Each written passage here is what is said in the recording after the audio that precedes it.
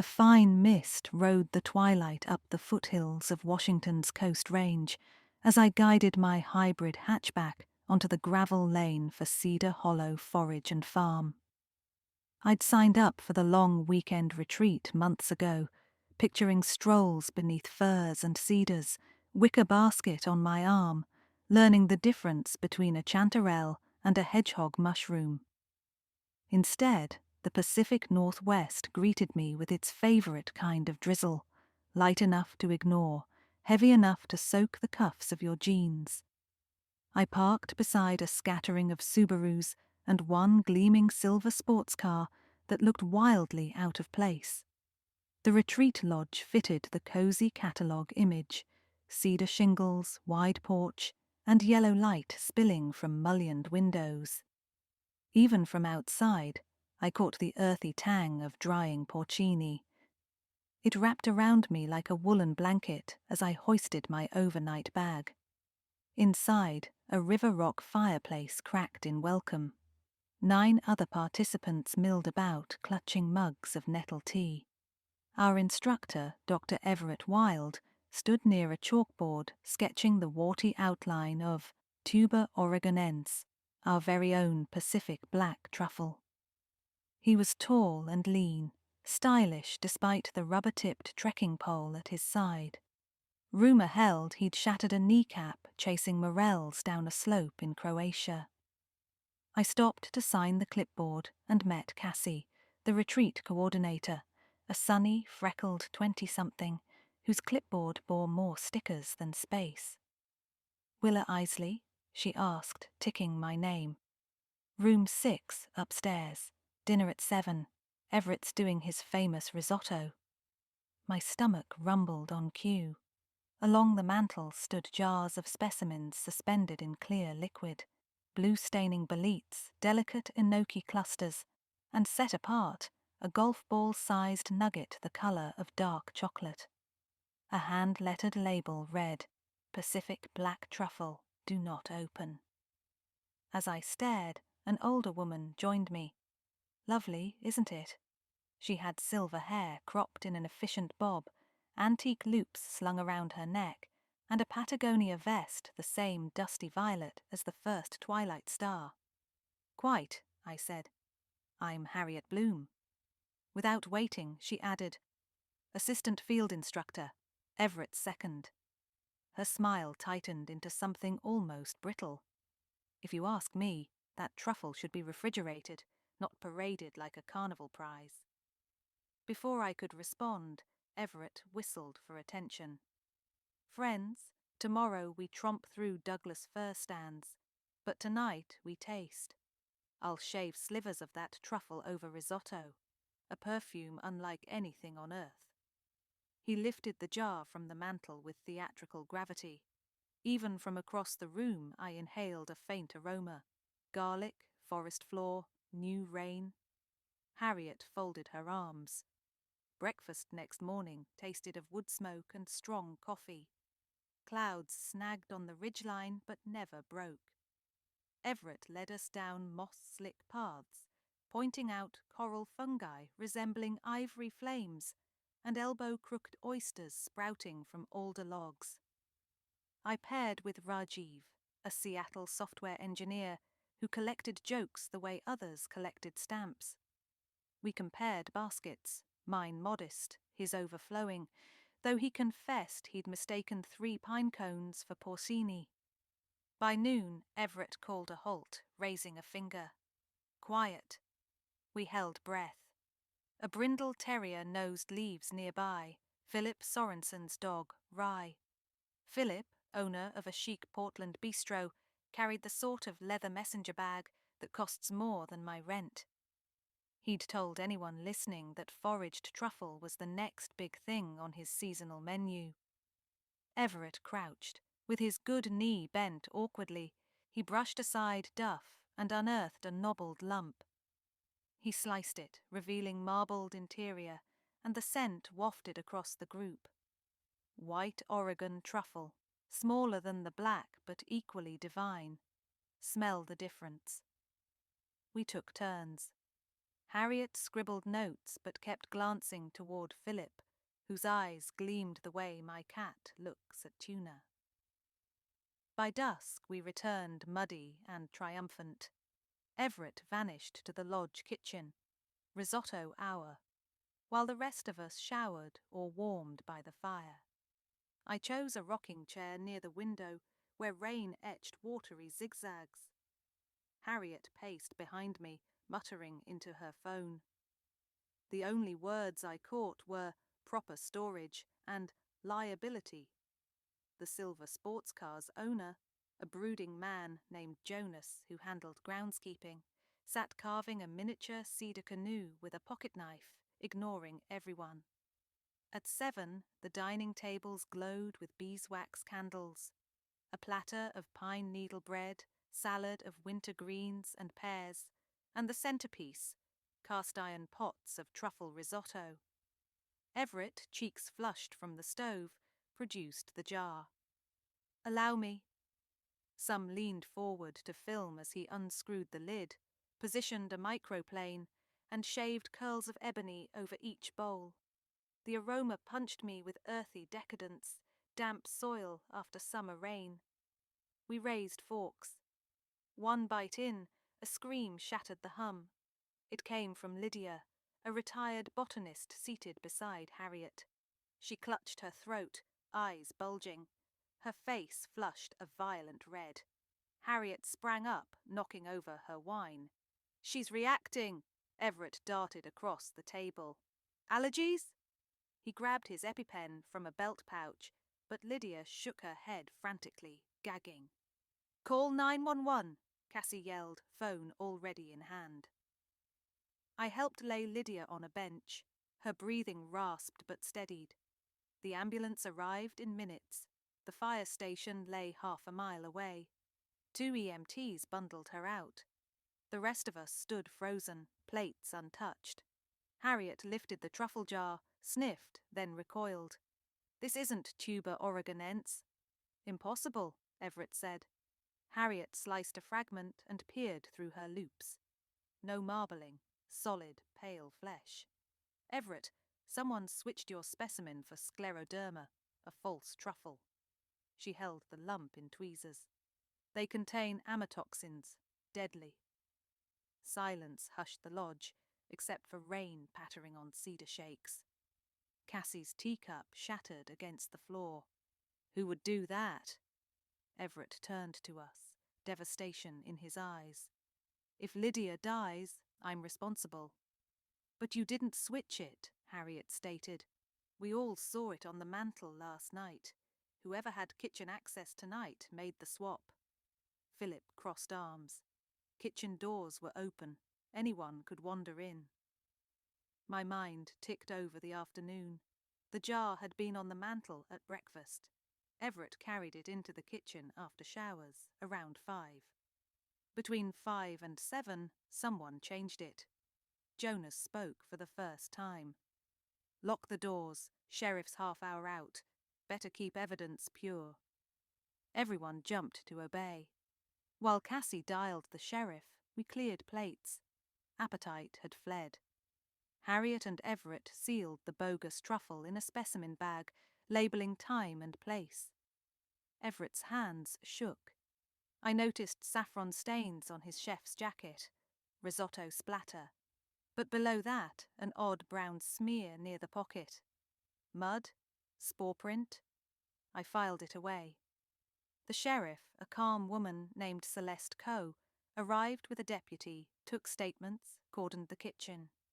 Lydia, we learned later, stabilized at the hospital. Her rapid reaction meant she'd expelled most toxins. Because the retreat lay isolated, Sheriff Coe advised us to stay put overnight. 10 strangers, 1 country lodge, a poisoned truffle. My weekend suddenly resembled an Agatha Christie novel, minus the police fix ticket. Thunder rolled. We dispersed to rooms, but sleep remained distant. Around midnight, I padded downstairs for chamomile and found Rajiv whispering near the fridge. "Couldn't sleep," he murmured. "Thought tea might help." He opened the fridge and froze. Inside, next to a carton of eggs, sat the real black truffle, unmistakable with its marbled cross-section. I snapped a photo with my phone before Rajiv carefully shut the door. "Someone hid it," he breathed, then planted the earth ball. We carried the discovery to Sheriff Coe, who stored it beside the evidence bag. "Tomorrow, when it's light, I'll interview again," she said. "Get some rest." Easier said than done, though eventually I drifted off to rain tapping the skylight. Morning brought weak sun, and word Lydia would recover fully. Relief loosened the tension, but curiosity replaced fear. Who swapped the sample, and why hide the real truffle instead of stealing it outright? After oatmeal, Sheriff Coe questioned each of us on the porch, while the rest lingered in the lodge. I watched through the window as Harriet gestured heatedly. Philip adjusted his monogrammed scarf, speaking smooth and low. When my turn came, I shared my late-night fridge find. Coe raised a brow. "You and Mr. Subramanian the only ones in kitchen?" "As far as I knew, but the back door was unlatched." She nodded. "I saw that." When interviews ended, the sheriff departed to run lab tests, promising to return by dinner. Cassie and Everett debated whether to continue the retreat. Everett looked hollow, but said, "We'll forage close to the lodge. Keep busy." Off we went with baskets again, though conversation lagged. I kept replaying details. Motive categories formed in my librarian brain like file tabs. Sabotage. Ruin Everett's reputation. Profit. Steal truffle. Sell to restaurants. Revenge. Personal grudge. Suspects. Harriet. Knows fungi intimately. Critical of Everett's handling. Stands to gain if he's disgraced. Philip. Restaurant owner. Truffle worth hundreds. But why poison? A thief wants goods intact. Jonas, groundskeeper with access, but what motive? His sports car suggested money wasn't tight. Cassie, trusted by all, free run of lodge. Rajiv, Lydia, the others, unlikely, though accidents happen. Back at the lodge, I asked Cassie for laundry detergent. My socks were tragic. She led me to the utility shed behind the kitchen. Inside, bins of linens, cleaning supplies, and rows of boot brushes lined a bench. Something caught my eye among muddy footprints. Faint, dark granules, almost like pepper. I crouched, not mud, spore dust, brown-black. The heel prints aimed toward a curtained alcove housing a standalone freezer. I lifted the lid. Only bags of ice and venison from past retreats. Cassie peered in. "Freezer's overkill since the new fridge." "It was used recently," I muttered, brushing ice crystals from a boot print on the floor panel. That night, Sheriff Coe returned, lab results in hand.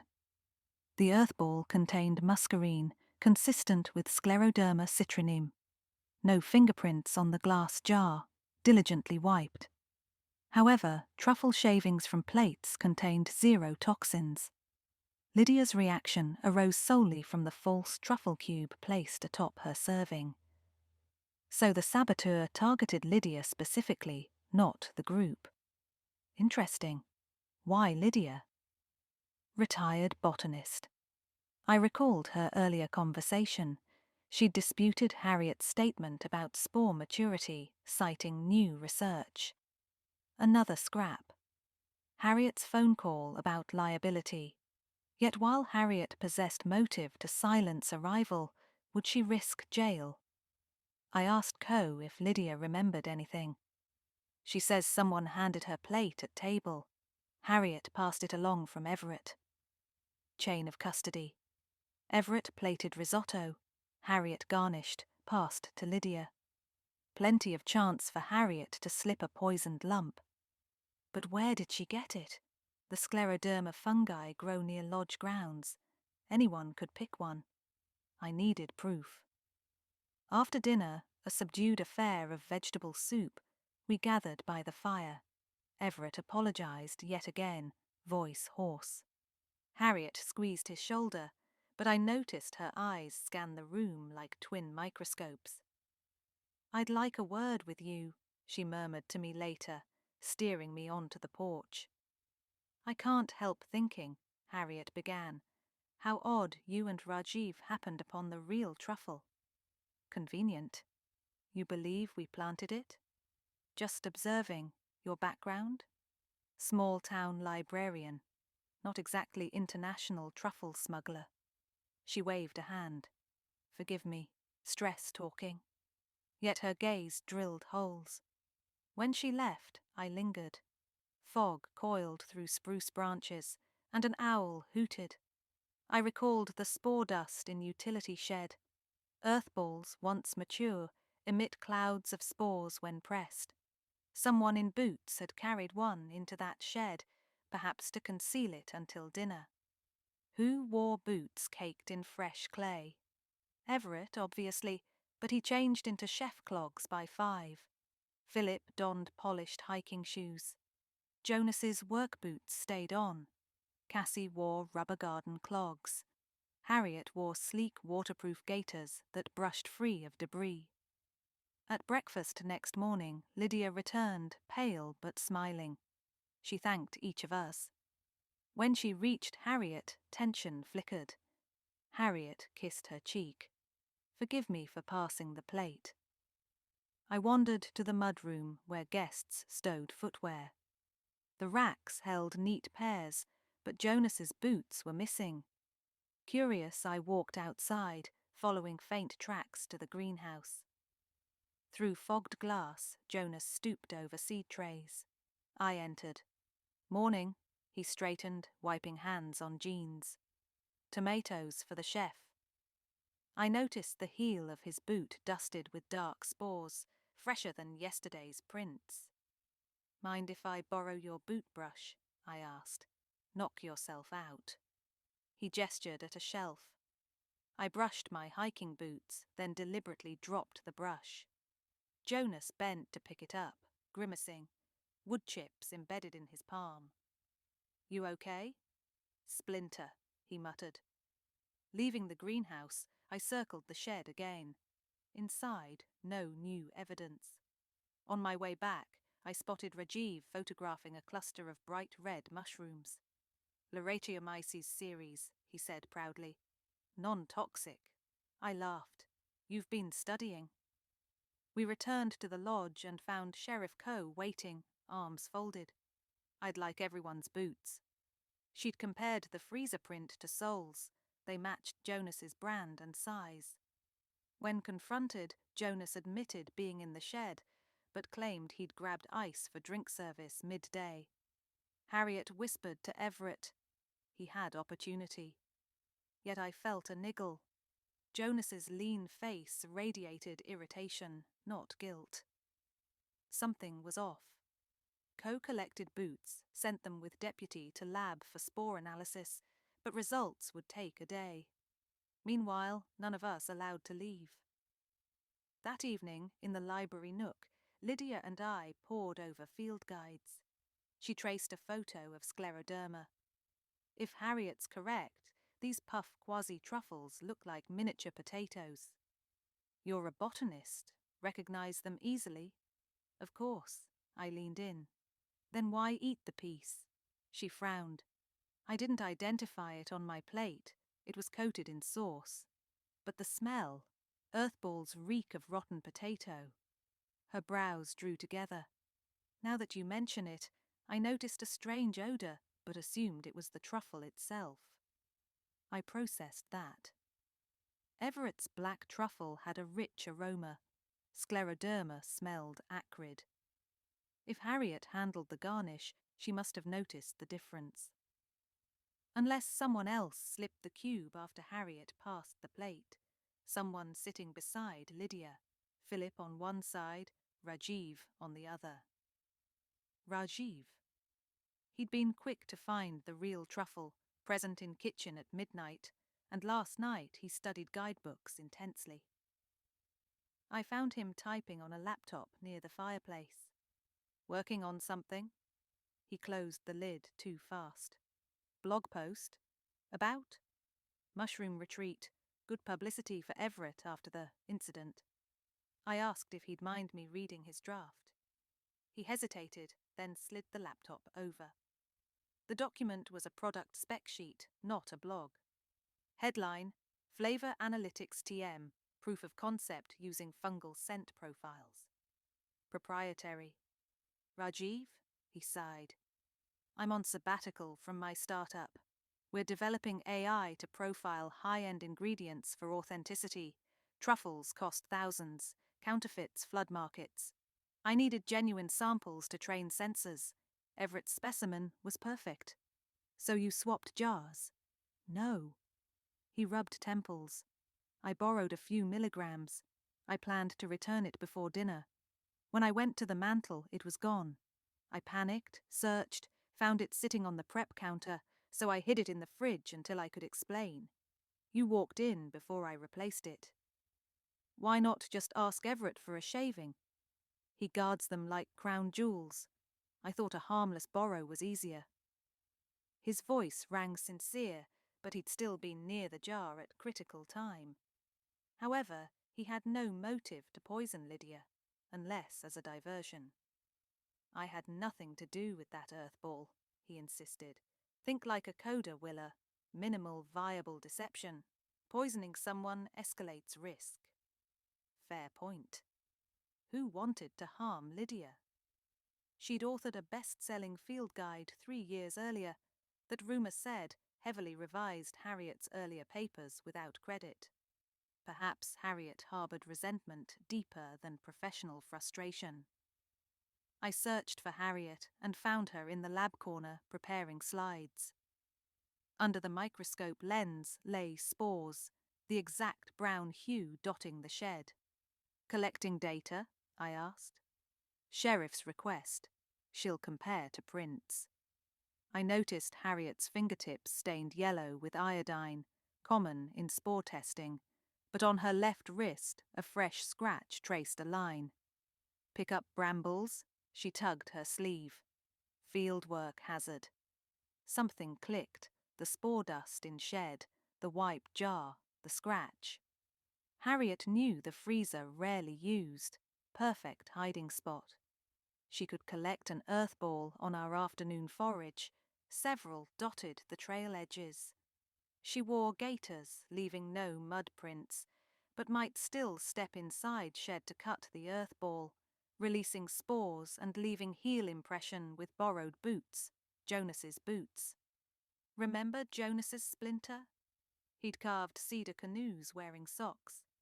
His boots in mudroom were clean until the sheriff bagged them. Yesterday, they'd been missing. Harriet could have borrowed them, size similar, she was tall, creating misleading print. I needed evidence. At midnight, I tiptoed to Harriet's room. Door ajar, no one inside.